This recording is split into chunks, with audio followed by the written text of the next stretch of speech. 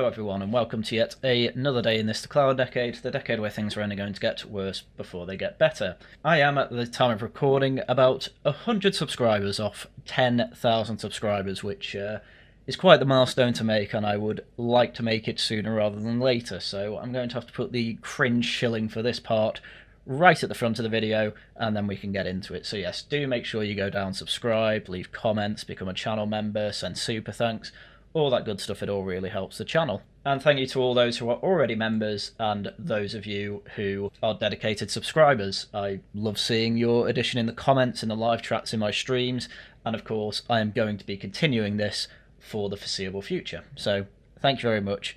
Now let's get into the video. So an account called Maximus on Twitter posted a rather large thread with highlights from a report published last month by the Home Office, which was an independent inspection of contingency asylum accommodation from November 2023 to June of 2024. And as Maximus says, there's 115 pages where it shows that the system has broken incentives, lackluster planning, and is generally just a waste of everyone's money. So naturally, I'm going to go into it. But first, naturally, do go to the links below to find Maximus's Twitter account and do follow it. He does some pretty good stuff. So the first interesting thing I found is that there is actually a legal need to actually do all this. So according to the report, Section 95 of the Immigration and Asylum Act 1999, thank you very much. Who's the devil called? Tony Blair?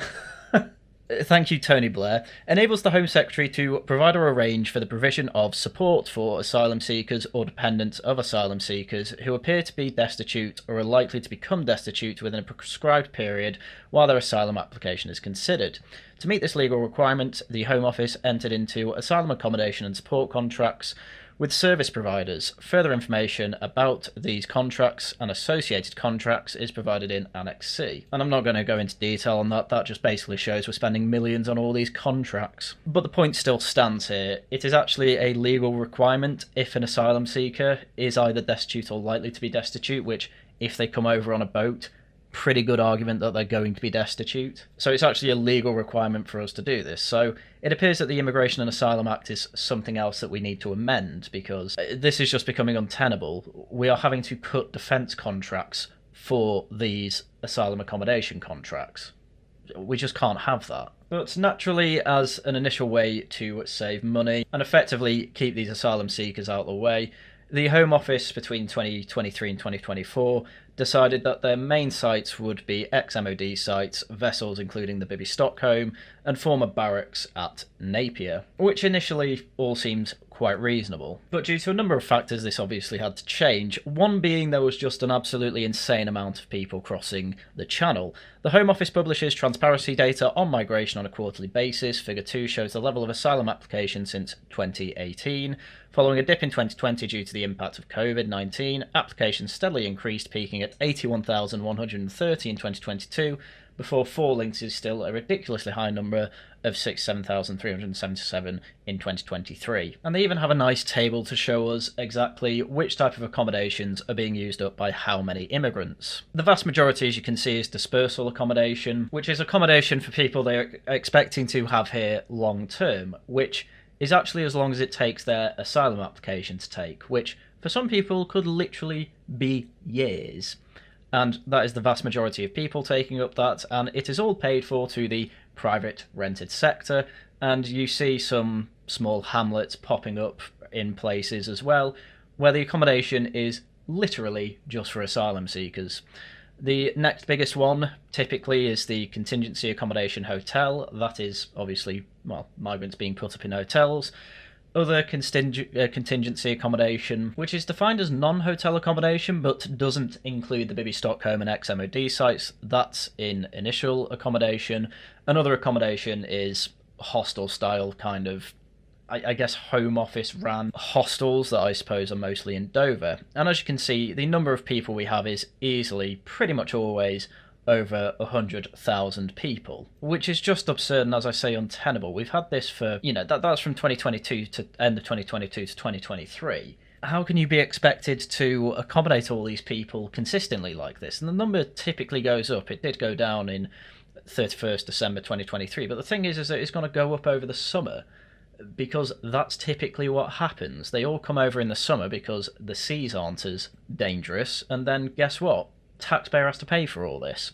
But I'm not going to complain about that because I could go to jail for complaining about that. And obviously there's a cost associated with all this, so the National Audit Office and Public Accounts Committee have queried the Home Office's understanding of potential costs and value for money of large sites. Home Office has sought to compare the value for money of the large sites and vessels and hotels using per person per night costs over the life of the site. Seems reasonable. Oh, but the per person per night calculation was seriously impacted by fluctuating hotel costs and by the lower than anticipated capacity and occupancy at Wethersfield and Bibby Stockholm Barge due to a number of operational challenges. Some of these are outside the Home Office's ability to predict or control, others could and should have been foreseen, but a combination of the ministerial requirement to deliver at pace, the absence of effective oversight, and the lack of a clear vision and strategy for asylum accommodation meant that the Home Office did not consider fully the risks and consequences involved in establishing large sites and vessels. So they rushed the whole thing, and to be honest, I can understand why they rushed the whole thing. They had to accommodate over 100,000 people that, quite frankly, most of them probably shouldn't have been here.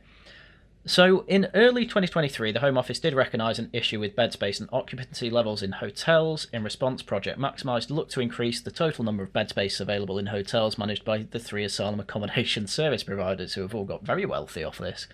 It did this by reconfiguring rooms from doubles to twins, increasing the amount of room sharing, and more robust monitoring of management of unoccupied bed space. By the end of December 2023, the project had achieved more efficient use of the considerable share capacity in the existing hotels, with 11,839 bed spaces filled or created at existing hotels. So they really pushed for this. But while this project was going on, then Prime Minister Rishi Sunak set out his intention to reform the asylum system in December 2022, and it included implementing an asylum accommodation strategy that would reduce the reliance on hotels as contingency accommodation and include use of alternate sites such as surplus military facilities and former student halls to create 10,000 new bed spaces initially by June 2024, with more to be planned at half the cost of hotels. Clearly the latter had not been achieved with the early sites. True, but I can't blame him for wanting to go down this route. In December 2023, the Home Office was still in the process of drafting a 10-year strategy for the asylum accommodation, which was to be developed by the end of March 2024. Which, to me, is the crazy part of all this. We are currently going... the government and the Home Office are currently running around like headless chickens to try and accommodate 100,000 people. And this report is effectively saying, well, there needs to be a 10-year plan. The problem is that because we don't do anything to actually stop people from coming over, it's actually quite hard to say. It's hard to predict any of this. I don't think anyone... Think about it this way. We had no idea this was happening, or this wasn't even happening in 2019, really. The whole small boats thing, that became a crisis after COVID in 2020 to, well, now. And there was no strategy for this, and now it is happening. We are making a 10-year strategy for it, rather than saying, well, this wasn't happening because people thought it was illegal. People tried it, found that it wasn't illegal, and now they're all coming over. Thing is, you could get back to 2018 levels of this, where basically nobody did it, just by enforcing the law. But no, we have to spend all this time and resources from the Home Office to make this 10-year plan for something that we wouldn't even need to bother making if we just didn't have insane laws that meant we had to pay for all this. And even think about this, just no, you come over on the channel, you're not staying here. You're already in a safe country, so you don't need to come here. That's just ridiculous to even say that. Or just have a bit of welfare chauvinism. No, you don't get doctors, you have to pay for it yourself. Oh, you're going to be destitute? Like, that's not a reason to come here, go away. Simple as that. Another problem is that during all this time, this report has found that the Home Office was simply bad at inspecting these sites. So the inspection found that the Home Office's capacity to carry out assurance activity at hotels was severely limited. Some of the sites inspectors visited had not had a visit from the ASCA team, despite being used to accommodate large numbers of people, families with children and individuals with disability. Additionally, where ASCA team assurance visits had taken place, very few potential non-compliance issues had been followed up. The ASCA's team's remit did not extend to the barracks, Withersfield or Bibby Stockholm Barge, but also inspectors could not find documented evidence of on-site Home Office staff carrying out their own visits to these sites. Service providers' self-reports indicate a 0 or very low level of not meeting their key performance indicators. Okay, so these sites were actually performing quite well. However, inspectors found that their self-assurance activities and monthly self-reports were not robust, so they were probably lying about it. The Home Office appeared to recognise that this was a problem. In November 2023, the ASRA Risk Register highlighted an inability to deal with provider non-compliance in relation to AASC contract, indicating concern that the latter's self-report failed to reflect areas of underperformance, including extensive overcrowding, non-compliance with licensing requirements and sharing rules, and questionable maintenance in the provider's estate. So again, this is all very, very rushed, and again, I can understand why, because you're having to accommodate hundreds of thousands of people. This is something that I don't think many countries have done before, like outside of the 21st century. I can't imagine any state going out of its way to do all of this for foreigners who have come into your land illegally, yet when it comes to its own people, again, there's a whole lot of bureaucracy behind it, but people of the land tend to hate it, and then when it's applied to other people, they hate having to pay for that too. Everything about this is hated. So the report also goes into that the Home Office had a policy of no choice basis. In other words, migrants coming over would be placed somewhere and they wouldn't have a choice of their accommodation. And they wrote their own test for their contractors and subcontractors to go through to allocate where men, families, women, all that sort of thing go, so that they actually separated single men from, vulnerable women. However, as of February 8th, 2024, 217 individuals have been removed from Wethersfield for suitability reasons since it opened in 12 July 2023. 12 have been removed from Bibby Stockholm since it opened in 8 August 2023. 50 individuals had been removed from Napier Barracks, but the Home Office had not attempted to record and analyse the reasons why individuals were being reassessed as unsuitable after moving them from one of these sites to another.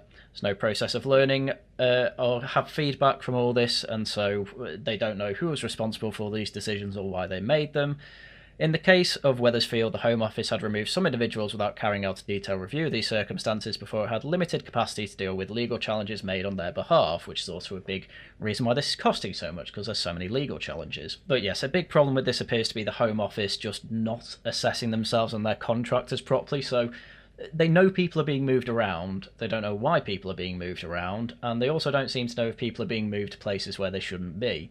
These are obviously all problems. When it came to complaints of service users, i.e. migrants and stakeholders, contractors, local governments, local people, things like that, they found that the rooms, whether they were single room en suites or shared rooms with communal facilities, they were mostly habitable, clean, fine for use, effectively.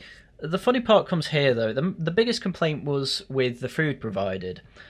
At the site inspectors visited, provisions were made for special dietary, cultural or religious requirements, portion sizes were adequate, snacks were available outside set meal times, but stakeholders raised concerns about food provisions for pregnant women and families. Fair enough. As much as the complaints were about the food itself, it was an example of service users feeling control and having no sense of agency. Well, they have come here illegally, other than not to eat the food provided. At most sites, there were no opportunities for them to cook for themselves. In June 2024, on a visit to the Bibby Stockholm and Napier Barracks, the independent chief inspector heard of efforts to involve service users more in setting the menus for meals. Fine, I guess. Some service users said the food had improved, but they acknowledged that they came from many different countries and cultures, so it was difficult to please everyone. And it says elsewhere in the report that the biggest complaint was either the food was too spicy or the food wasn't spicy enough. It's kind of, this complaint about food is basically nothing apart from the pregnant women and families one. I can understand that. I mean, I've been to places where they've had set menus and I've not liked anything. I just grit my teeth and eat through what I can. And I actually paid for these places. The report also mentions that when it came to healthcare, there were very varying levels of on-site healthcare. Some were supplemented by mobile clinics provided by NGOs, but obviously if they weren't special enough to have these sorts of accommodations, instead they were reliant on existing local NHS services. So yeah, that's more pressure on the NHS. There was also big news of a mental health crisis at these sites, as there was not an agreed strategy for mental health support and purposeful activities, and counterintuitively, when it revised its allocation of asylum accommodation policy in February 2024, Wethersfield, the Bibby Stockholm, Napier Barracks and RAF Scampton were no longer deemed not suitable for those with a high risk of suicide, but instead may not be suitable. So, in fact, they actually lowered the bar. This was despite the loss of life on the Bibby Stockholm in December 2023 due to a reported suicide. This is clearly an area where the knowledge and expertise lie outside the Home Office, and the department needs to ensure it is engaging effectively where with the appropriate bodies. The report also goes into how the safety was at these places. All of the accommodation sites that inspectors visited looked to provide at least a basic level of safety and security for service users. Migrants. The challenges were different at different sites, as were the solutions. The size and makeup of the service user population at each site was also relevant. Wethersfield, the Bibby Stockholm, Napier Barracks housed only single adult males, numbered in the hundreds. This created different safety and security challenges from those hotels that were housing families with small children or single adult women, which were different again, where families, women and single adult males were accommodated in the same hotel. Realistically, the Home Office and accommodation providers were not able to anticipate every challenge, so inspectors focused on whether there were systems in place to quickly learn and avoid repeating mistakes. Health and safety risks at Wethersfield and Bibby Stockholm were not fully considered when service users were used in. The Bibby Stockholm required everyone to be removed from the barge due to the presence of Legionella in the water system. Sounds like they did have a plan for that. They evacuate the site when disease is found. There was also disorder and violence at some of the locations, particularly sites housing large numbers of service users, but also at some hotels. I wonder if that's the single male adult population that was the problem there. The nature and location of Wethersfield, the Bibby Stockholm barge and Napier Barracks meant that site security there was more evident and intrusive than at hotels, with perimeter fences and security staff controlling entry and exit. Some hotels had the latter, though on a much smaller scale. Understandably, despite the fact that service users could come and go within certain hours, some described these sites as like a prison. They are here illegally, and those who had spent time in a prison before coming to the UK, the experience was triggering. Oh no. Why exactly are we okay with people who have been to prison before coming to the UK? You know, you can't get jobs here if you've been to prison before, yet we will gladly give asylum to these people, these literal criminals. That's even if you ignore the leftist argument of they're not technically criminals because they're seeking asylum. No, they are, because they've been to prison. There's then a section about recommendations, but it's everything you'd expect. Oh, make sure that 10-year strategy is actually written and in place. Engage with stakeholders more, local councils and what have you. Be more involved in the arrangements with these subcontractors. Make sure you do your checks more often. Better record keeping. Things like that. Things that, would mostly make sense from the bureaucratic perspective. But now we get into the more nitty-gritty detail. So inspectors asked senior officials at the Home Office how the department's work on asylum accommodation is prioritised and what informs delivery in the absence of an overarching vision and strategy. A senior civil servant told inspectors there was a clear strategic decision to get out of the hotels, but the plan on how to deliver it was not clear. The imperatives was to avoid Manston being overcrowded again and take all decisions necessary to stop that happening. There was no real focus on cost or quality, which there should have been. Well, yeah, you still have really a pretty big movement of people who really don't want to spend their money on hotels for people who have come over illegally. But it's kind of good to see that ministers were very much trying to, they were prioritising getting them out of hotels for that. It clearly shows that right-wing media is at least listened to. They just don't have good answers for it. We don't want them in hotels doesn't mean we then want them in other sites. It means we want to stop this from the source.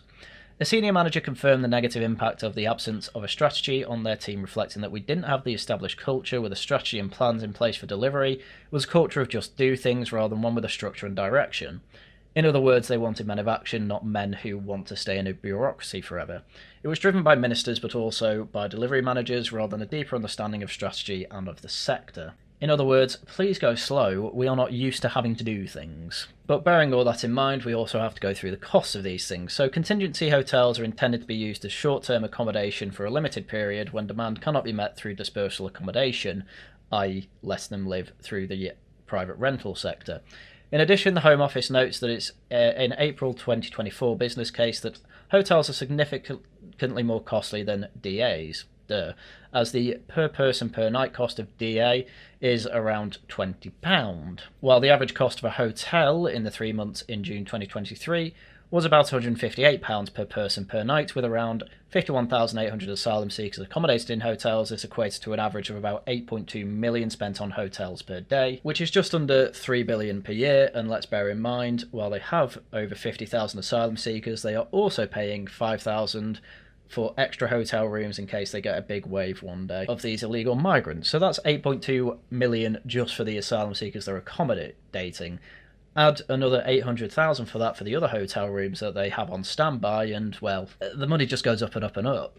Since 2020, the demand for DA has significantly outstripped supply, and the Home Office expects it to remain high until at least 2026 and 2027. Again, this is in the private rental sector as well, so this is also pushing up rents at levels significantly exceeding achievable contracted DA provisions of around 50,000. Throughout 2023, the Home Office had a target to have 100,000 DA bed spaces by the end of the year, but this was clearly unrealistic. And again, this is why you are seeing the kind of new build hamlets popping up about in some places, because yes, it is specifically for this DA problem. Anyway, there's a handy table here for net present value. First one excluding sunk costs, whereas the second column, is the net value for the whole life, and as it turns out, really the only two that possibly would be a net value for money would be the Bibby Stockholm or the Huddersfield site, when compared with sticking them in hotels. So it ended up actually costing more, and this is because of all the issues of rushing this entire job, putting them on the Bibby Stockholm and other sites, where then there were further issues where they did their checks, found the Legionella in the water system, had to put them up in hotels instead. Some accommodation wouldn't have been great, things like that. Effectively, this probably would have been a good idea if it wasn't rushed like it was, but the Tories were rushing quite a bit because they wanted this basically solved before the election. And the thing is that the Home Office basically knew this was a waste of money, so the Home Office was recognised that pursuing large sites to reach the 6,500 bed space target is not expected to generate positive value for money under any scenario, and experience from Pathfinder sites has shown diseconomics of scale when operating large sites. So I'm not exactly sure how that's come about, but you actually have the opposite of the economies of scale when you use larger sites to house thousands of people rather than a hotel to put in hundreds, which I'm not entirely sure how that's come about. My initial head case is saying probably due to bureaucratic mismanagement, but anyway, we'll go with what the report says. The second paragraph grows through numbers where effectively the government were expecting something like 1,700 beds at Wethersfield, but only managed to get that to 1,245. And even then they capped the occupancy, I imagine in case of emergency, where you had tens of thousands of people coming over in a month, so there was space for that. Because these were places for single adult men to be housed, so they needed to make accommodations for that, especially if they seemed the dodgy sort. Their initial assessment, though, also assumed that there was a maximum occupancy of 90%, but it didn't actually anticipate it would achieve that. And a senior civil servant said even if the sites were at capacity, there was marginal value for money. So even though all this was supposed to save money, they would have had to been quite lucky to actually have made it any value for money rather than just using hotels. Which kind of just goes to show that the whole system is broken and we need to look at this from a different perspective rather than trying to home these people. Perhaps we should do something else with them. I don't know, maybe send them to Rwanda. Inspectors also found that the Home Office has stated that there are approximately 900 sites that had due diligence completed to basically look for if they were appropriate for these large-scale sites instead of using hotels. And one senior manager highlighted there's absolutely loads, hundreds of hundreds, which they basically had to say, this site will not be adequate and we will not be taking it forward, and that reflects a considerable waste of money. They were visited and subsequently discounted. That was a full 900 sites according to the inspectors, but the Home Office only provided a list of 64 where they said that. It was actually closer to 900 as it turns out. And then there's examples of paying 2.9 million preparing the former RAF base in Linton for a large-scale project, but was cancelled after the Ministry of Defence said the site was no longer available. A further $500,000 was spent by the Home Office reserving vessels at Hope to use for asylum accommodation, but they could not secure it at a port, which I don't know why we can't just do it like the good old days where we just anchor them out to sea, but okay. But yeah, a lot of money here was wasted simply just looking for available places, and they could barely find any. Anyway, along with this massive waste of money, they actually found that trying to make hotels more efficient was probably more cost effective, amazingly. So they undertook Project Maximise, which was a discrete piece of work to make more efficient use of hotel bed spaces, which effectively came down to there are lots of adult rooms with one occupant that either had a twin beds or a double bed, where effectively you could outfit it to house more than one person. And so they found that with all the hotels they were using, they could probably get 7,000 extra bed spaces through this more efficient means of, having two people to a room, which is kind of a drop in the ocean when you are trying to house over 10 times more people than that, but I suppose every little helps. Anyway, this all naturally gets worse when you get into the details of data management. Home Office enters records for every service user on the department's Atlas system, which includes personal details, current UK address, but the Home Office staff acknowledged that it was often difficult to track aggregate statistical data about movements between addresses, and so the Home Office had difficulty readily identifying trends and patterns regarding the overall movements of service users between sites. In other words, they don't really know where everyone is. The limitations of the Atlas system and how it is being used, including the need for better recording of vulnerabilities and actions, have been highlighted in previous inspections. Home Office manager told inspectors that work was in progress to be able to comment on overall trends in safeguarding issues, but currently only individual cases could be assessed. And obviously there are issues with not keeping data well kept, and the inspectors actually found that the Home Office did not systemically collect data about instances where service users failed to move out of a site. With this caveat, the Home Office provided a list of 1,112 individuals who were overstayers, including 680 successful asylum claimants that just stayed in their hotels, 133 with rejected asylum claims who should be deported but we can't, 141 overstaying due to refusal to move out, and 146 overstaying due to not receiving their BRP, i.e. they hadn't handed over their biometrics, their fingerprints and all that.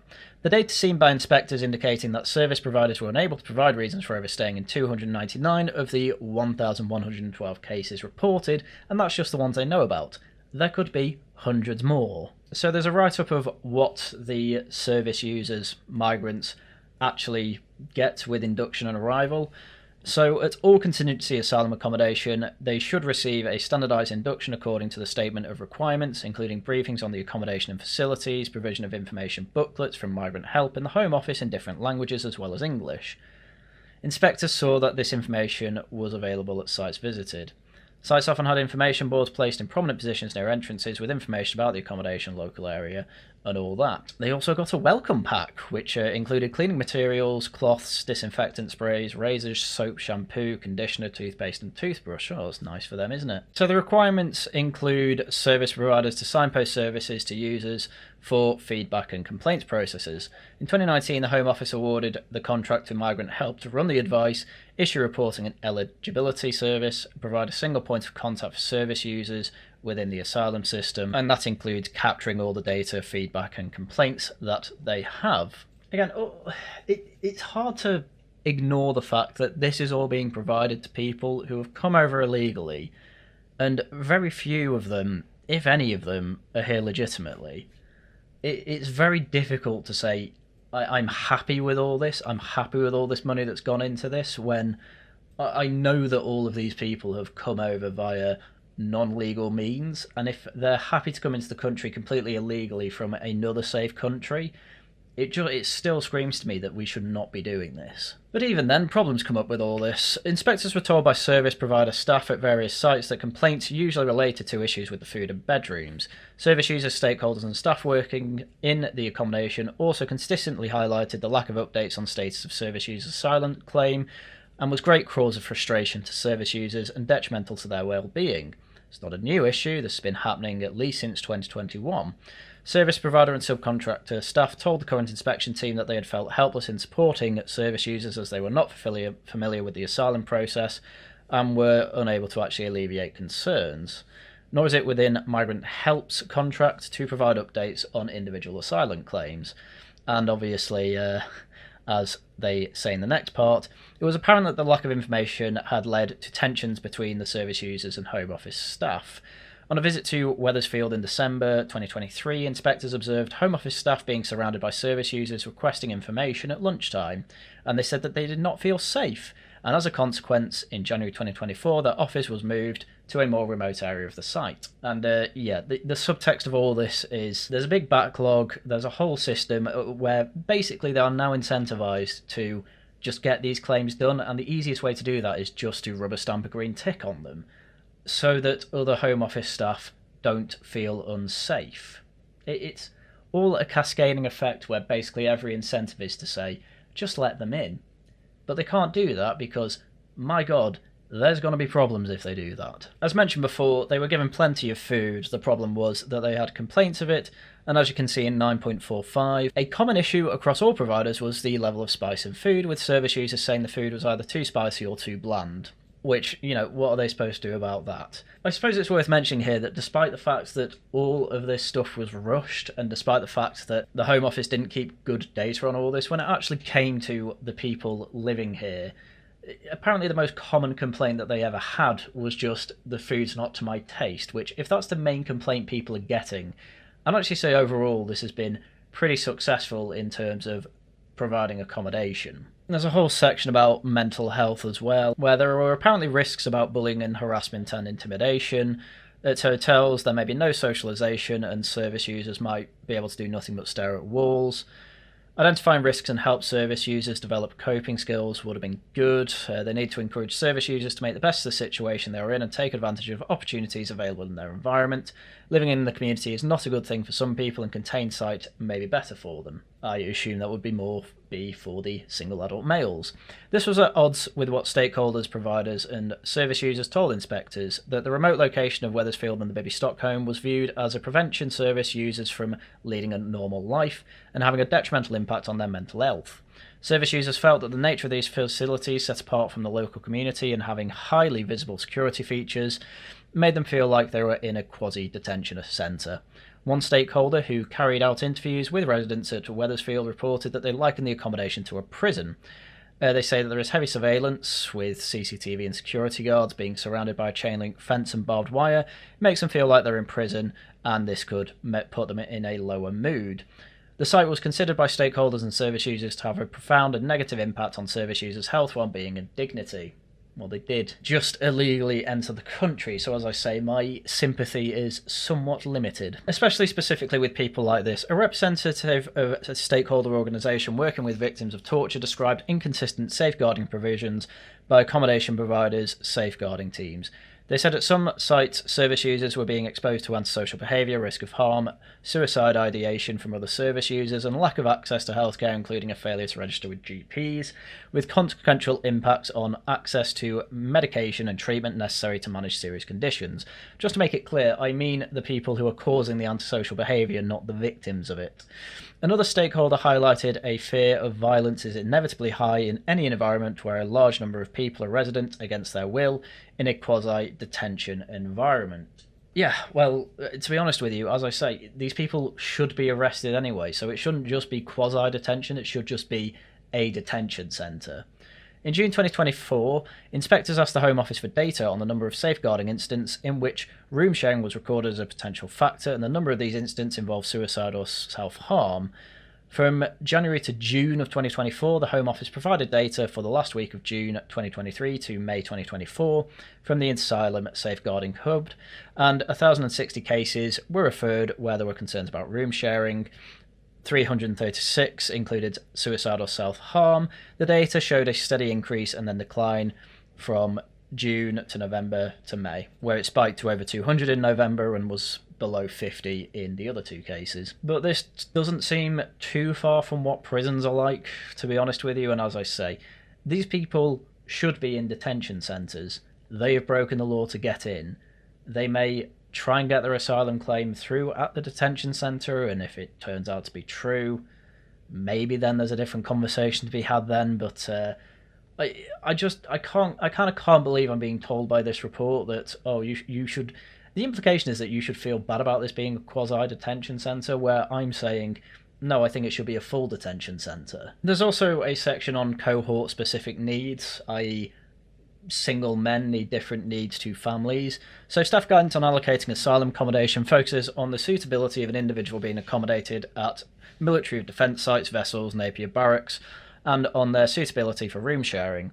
This didn't include guidance on how specific cohorts should be accommodated, such as segregation based on sex or vulnerability. It states in general all types of asylum accommodation are suitable for most individuals receiving asylum support, except those with the most serious physical and mental health needs.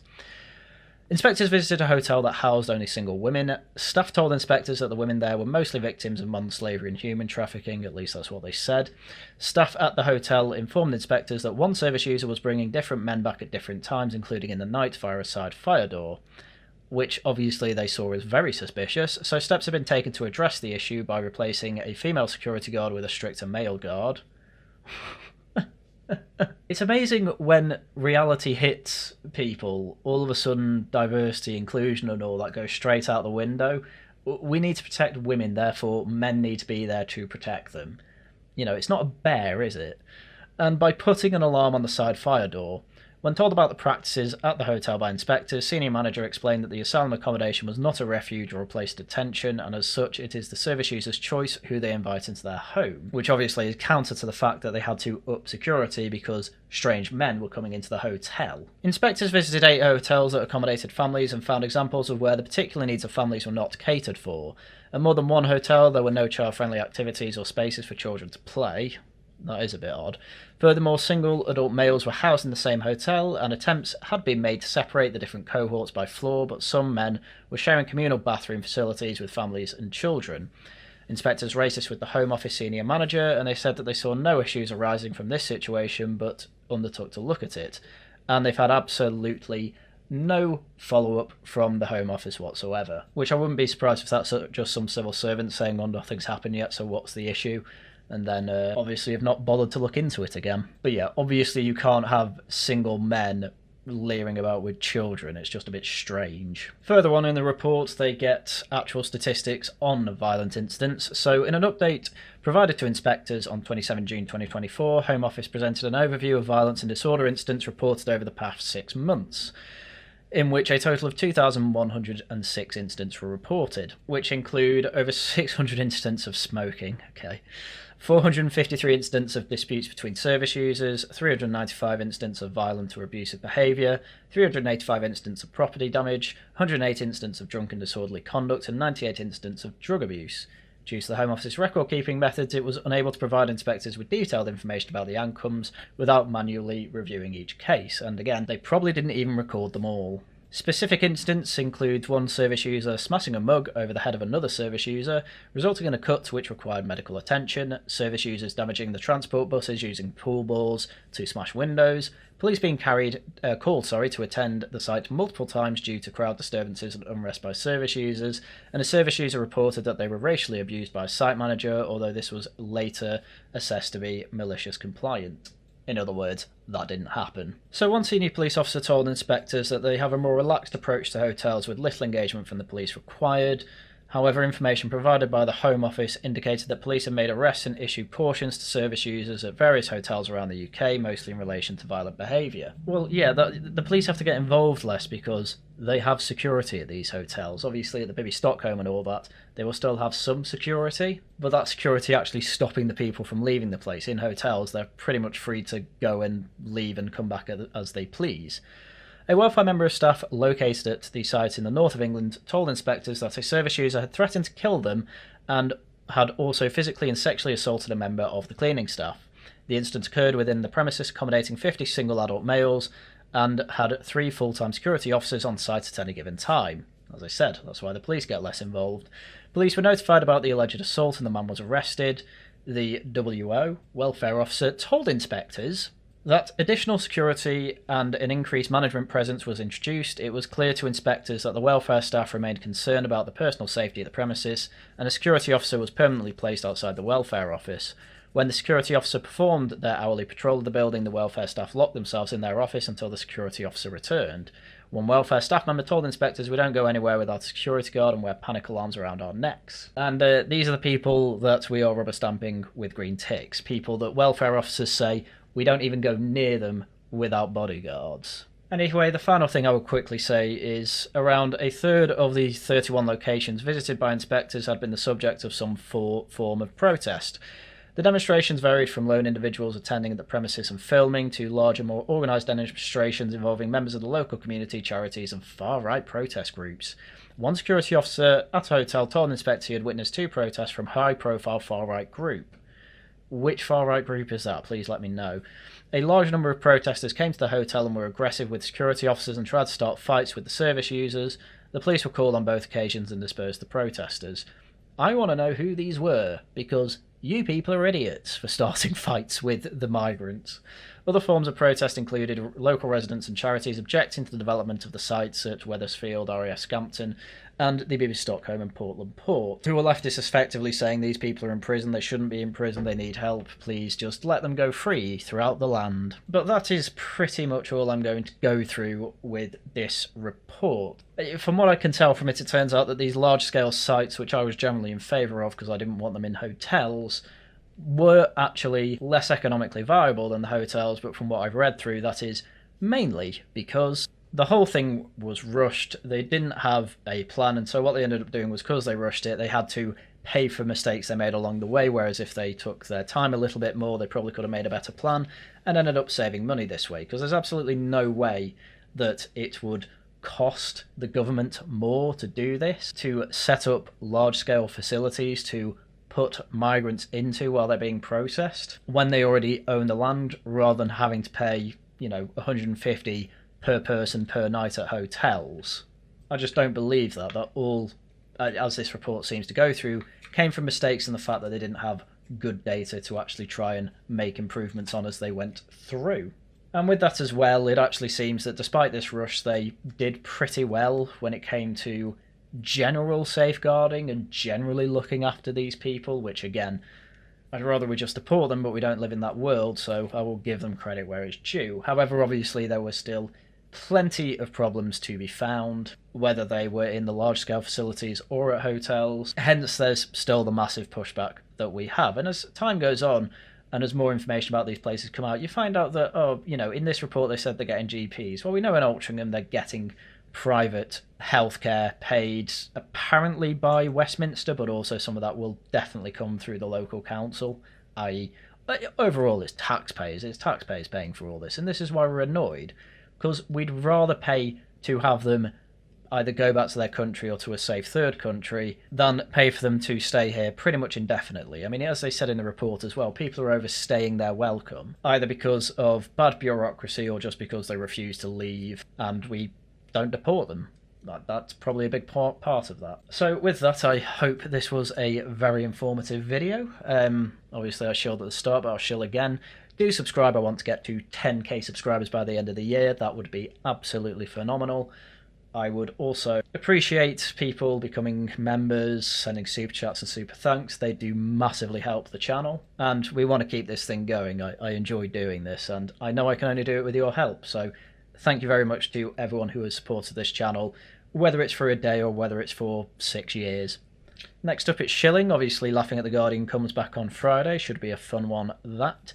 And also on Monday we've got the Antiquity stream, Tuesday we've got Tosh Talk, so do go over to the Worcester Club for that. Discord links down below as well. I'm typically active on both the Discords I have a link to down below. One's for the Worcester Club, one's one that my girlfriend made. But with that, that's everything I had for you for today. So once again, thank you very much for watching, and until next time, goodbye.